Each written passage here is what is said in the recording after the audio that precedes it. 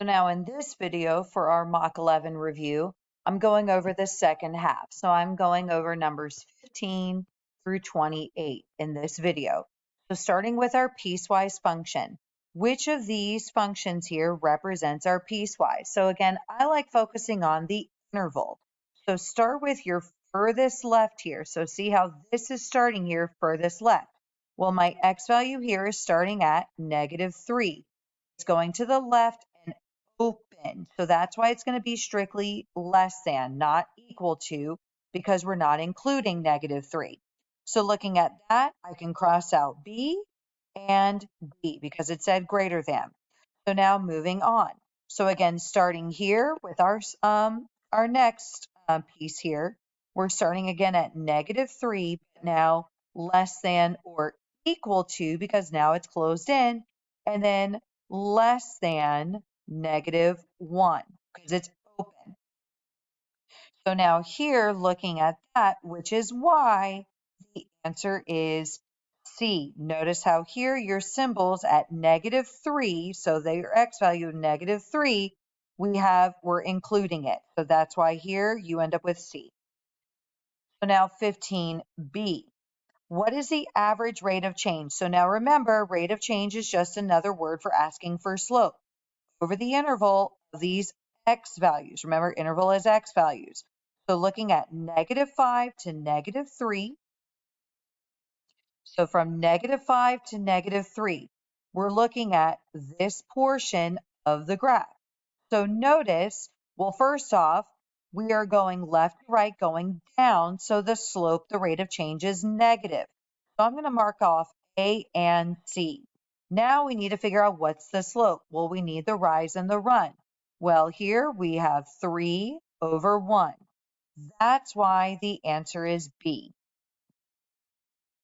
Then question 16, which function represents our step function? So again, I'm going to focus on the x values, the interval, starting on the furthest left. Notice how here we're starting at the x value of -4, going to the left and closed in including. So that's why it's less than or equal to. So I'm going to mark off B because it doesn't include it, and C because it got reversed. So now we're down to A or D. So let's continue with the next step. Again, starting at -4. Now notice we need less than because it's an open circle. Then stopping at -2, but it's including, so less than or equal to. That's why the answer here is A and not D.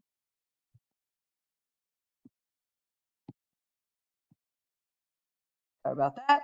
Question 17. I was about to move on. How many solutions does the system of equations have to make this statement true? So again, we can graph this in Desmos, where you have one function on one line and one function on the other line. So here, when you graph them, remember the solutions are where the graphs cross each other. Well, how many times do they cross each other? Well, here, 1, 2, and 3. So that's why there are 3 solutions. This is the smallest solution, and this is the largest solution, right? Because we're only focusing on the x values. So that's why there are only 3 solutions. Now, 18 and 19, we're going back to finding the sum. So that's when we use that formula. And again, it's on your formula sheet. We need the values of A, N, and R. Remember, A is always the first number in the sequence, which is 2. N is the number of values that we need to find the sum of in the sequence. So the first 8 numbers. So N is 8. Then R is what we keep multiplying by. Well, we keep multiplying by 4. That's why R is 4. Now we can set up and solve. So remember, it's A, so 2 times. Then in parentheses, 1 minus R, which is 4, but raise it to the 8th power in the numerator. Then divide that by 1 minus 4, 1 minus R. So here you should have gotten 43,690. That is the sum. So now in number 19, same thing. We're finding the sum. So we need A, N, and R of the first 10 numbers. So 10 is N, and the first term is 3. But we're given the third term is 12. So we know the first term is 3. We don't know the second term, but we know the third term is 12. So what number could we keep multiplying by? What is our value for R to extend the pattern? Well, 3 times 2. 3 times 2 is 6, and 6 times 2 is 12. So R is 2. So now here we go again. We're going to set this up A, so 3 times 1 minus R, but raise this to the 10th power, to the N. Then again, 1 minus R, but without the exponent. So here the sum is 3,069. Now, 20 and 21 are review on our exponents. So again, here make sure in the numerator. So here in the numerator, you need to just go and straight up raise this to the power, so x to the 18th. But notice inside of the 6th root. So that's why it's 18 over 6. So then in the denominator, you have x to the 10th, but it's inside of the 5th radical. So that's why it's 10 over 5. Then if you notice, we can simplify. That is x to the 3rd, because 18 divided by 6 is 3, and x squared from 10 divided by 5. Now notice we have 3 taking away 2. That's why the answer is A. You're left with 1x. So now in 21, this is the review, guys, when we're dividing, take the exponents and subtract the exponents with the same base. So like for M, we need to subtract 4/3 minus -2/3, or 2 negatives making a positive, which is 6/3, but technically 6/3, you will get 2, so M squared. Then same thing for N. I've got -2/5 minus 13/5, which gives you -15/5, or -3. Then remember, with a negative exponent, it needs to go in the denominator. That's why the answer is A. So now question 22, both parts, we're using this expression, this situation here, to figure out the constraints and then what combination could be a solution. So again, here, I like going and identifying, well, what is my X and what is my Y? Well, at the end here, if I were to skim over, X is my toys. So toys is X, and my Y is candy. So Y is candy. So now Mr. Smith is buying presents for his son, candy and toys. Each candy, which is Y, is on average $1.50 each. So that $1.50 needs to go with Y. And each toy, which is your X, is $7 each. So that's why 7 needs to go with X. So I'm going to mark off C because the coefficients got switched. Now here he wants to buy his son at least one toy. So remember, toy is X. So at least one, not at least 0, at least 1. So that's why now we're between B and D. Then no more than. So that is less than or equal to, right? Because no more than 6 pieces of candy, which is your Y. That's why the answer is D. And just to make sure, he wants to spend no more than $30. So again, that's why you need less than or equal to. So if you wanted to show the shading, notice how the lines have already been graphed. So like here's my X is greater than 1. So like see here's 1. So I need to shade everything greater than. Then less than or equal to 6. So below 6. And then here, less than or equal to. So that's why I need to shade inside. So notice how all 3 colors ended up in this region here. Now you could also graph all three of these, 1, 2, 3 in Desmos, and Desmos will do the shading for you. So you can just graph these and see that there's the shading. So we're focusing on this region here. So now I'm going to go ahead and erase. So we're again focusing on this region is your solution. Well, which combination is a solution? Now, there are technically two answer choices I can already cross off and say, don't choose it. I could cross out A and C. Well, why? Because it says 7 candy and 8 candy. The situation said no more than 6 or less than 6, and these are greater. So I'm already now down to B or D. So now here, 3 toys, 4 candy. Well, 3, 4 is inside the region, but 4, 3 is not. So now let's check to make sure that 3, 4 is a solution.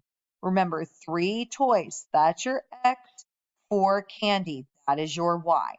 So now here, I'm going to use our expression, 7 times X or 7 times 3 plus 1.5 times 4. So we have to make sure that this is less than or equal to 30. Well, here I've got 21 plus 6, which is 27. So it does match and matches all of our constraints here. That's why the answer is B. So now 23 and 24. Here's our review on solving our radical equations. So here we've got to first look and see what happened. Well, I first do need to square both sides, and you do need to do box method here. So when you do box method, you end up with x squared minus 6x plus 9. So that matches. But then it has to equal 0. So x squared minus 6x plus 9 is equal to 30 minus 2x. Solving the quadratic, having to equal 0. So adding 2x and subtracting 30. You end up with x squared minus 4x minus 21, which also matches. So now we can factor. Well, what factors? -7 and +3. That's going to multiply to get -21 and add to get -4. So again, that matches, which means x is equal to 7 and -3. However, remember to always go back and check to see if each are a solution. So 7, well, what is 7 minus 3? 4. So far, so good. Then -3. Well, what's -3 minus 3? -6. That's why -3 is extraneous and B is the correct answer. Now here, 24. You could just graph this in Desmos, guys. Graph the left side, graph the right side, and then see where they cross, kind of like our system. That would be your solution or solutions. But I'm going to go ahead and show you the algebraic way. So again, here you've got to square both sides because the radical was by itself. But again, notice you do have to do box method. So 2x minus 4 times itself, right? 2x minus 4, or you can do FOIL. You should get 4x squared minus 16x plus 16 equal to, the radical cancels out because we squared it, then x squared minus 5x plus 10. Now, again, just to show for those who are still a little confused here, again, that's just box method, guys. So here I've got 4x squared minus 8x minus 8x and plus 16. Combine your like terms, and that's how you get the negative 16x here. We're solving a quadratic, and quadratics have to equal 0. So I'm going to move everything over here because if I were to subtract 4x squared, then I would get a negative. So I'm going to subtract x squared, which means I'm going to move everything else over. So I'm going to add 5x, lining up my like terms, and subtract 10. So equaling 0, I've got 3x squared minus 11x plus 6. Now notice to factor, we have to do bottoms up because we're multiplying. We have this coefficient here of 3. So I've got x squared minus 11x plus 18. This is what we're going to factor. So what numbers multiply to get 18 and add to get negative 9? Or negative 11, negative 9, and negative 2. But remember, because this is bottoms up, whatever we multiply by, now you need to divide by. So now I've got x minus 3 and 3x minus 2, right, from bottoms up equal to 0, which means x is equal to 3, and you could use this fraction from up here and change the sign, just like what we did before, to positive 2/3.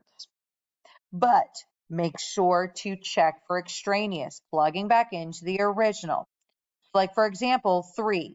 Well, 2 times 3 minus 4 will give you 2. So 3 is a solution. But when you substitute 2/3, you get a negative solution. So that's why here, x is only equal to 3. Now, if you were to graph this in Desmos, like I said, right, you graph 2x minus 4 on one line, then the radical, right, you have to graph the original.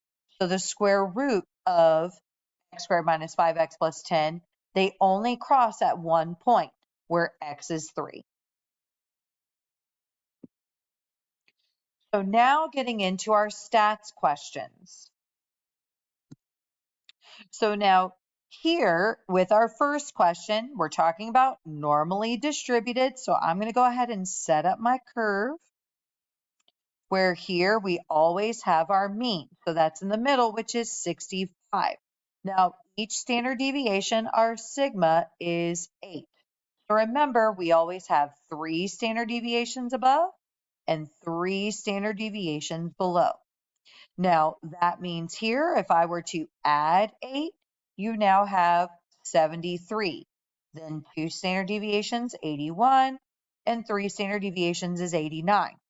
Then below, so subtracting 8, you now have 57, then 49, and 41. Now, remember, you do not need to memorize. Look back at the formula sheet. So here we're talking about greater or equal to 81. So starting at 81 and going over. So notice how we're including. So if you look back at the formula sheet, that is 2.35 and 0.15. That is what we need to add together, which is why you have 2.5% here. Now, part B, 99.7% of the data, which is 3 standard deviations. So 3 standard deviations below 1, 2, 3 is at 41. And 3 standard deviations above 1, 2, 3 is 89. So 99.7% of the data fall between these two scores. So now 26. Let me erase, so I'll just use the same curve. Here we have a mean of 150 and a standard deviation of 36. So our sigma is 36. So now here I've got 186, then add another 36 and you get 222. Now I can already tell if I were to subtract 36 to get 114, that 100 is not going to be on my curve, or even 200. So if that's the case, guys, then that's why, even though it's normally distributed, then we have to use the calculator. So we cannot use the curve because these values are not following empirical rule, which means now we have to use the calculator where we need to identify the lower bound, the upper bound. Mean is always given to us, which is 150, and sigma standard deviation is 36. So if we are talking about no more than 100, so is 100 the lowest or the highest value? Where if it's no more than 100, 100 then is the highest. So that is the upper bound, which means the lower bound is negative 1 million. because we can't put negative infinity. So again, remember, right, to get to put this information in, you have to press second vars, then go to option 2, CDF, and enter. Now we can put in our information. So negative, not the minus, right? Negative 1 million.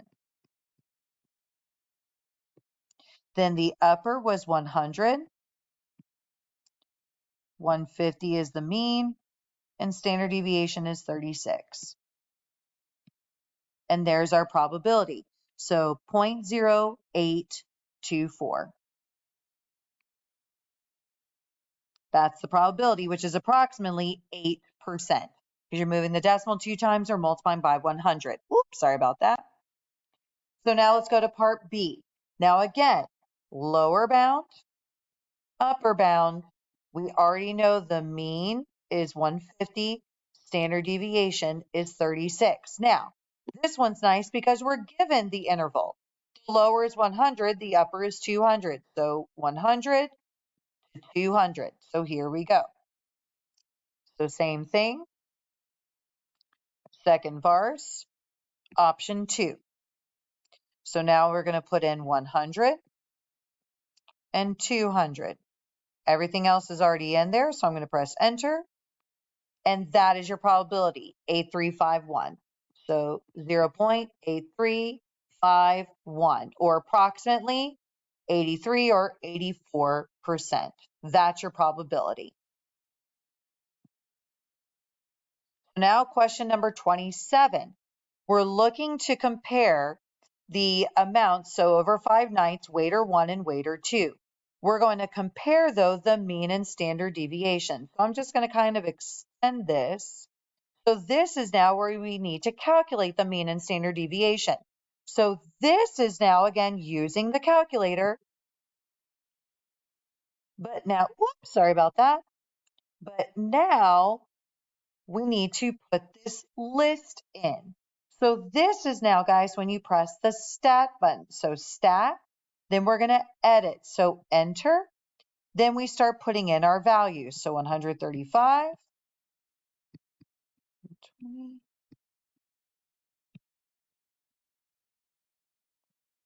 Then now, once you're done and you have all 5 values in, you press stat again, but now we need to calculate. So arrow over to calculate, then just enter, and then press enter, and there's your calculation. So remember, the X with the bar over it, that is your mean, 223.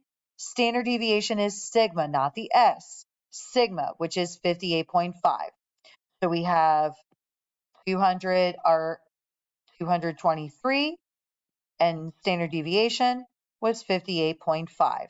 So same thing here again, right? We need the mean and standard deviation. So here we go. So again, stat, we're going to edit. Now delete these values, and here we go. So 125.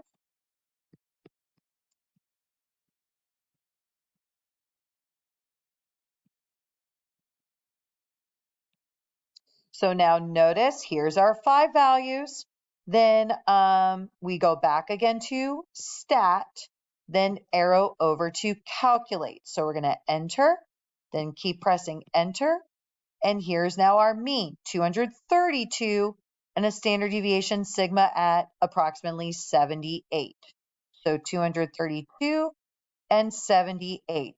So now looking at the comparisons, the mean is not lower for waiter 2, but the mean is higher, but both are higher. So that's why the answer is B, because it's not lower for waiter 2, it's lower for waiter 1. So now question 28. This is asking for what is the z-score. So again, using your formula sheet, and it's on there.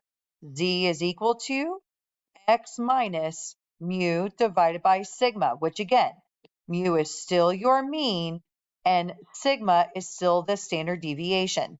You just now have to remember that x is the value that we're converting. So what is the x value that we're converting to a z-score? The test score is 72. So 72 then minus the mean, which is 75.3, divided by standard deviation, which is 4.2. So that's how you end up with the putting that in. For those who are also, if you're using a graphing calculator, you'll notice if you put all of this in the calculator, you do need to make sure to put that in parentheses, but you should end up with negative 0.79 as your Z-score.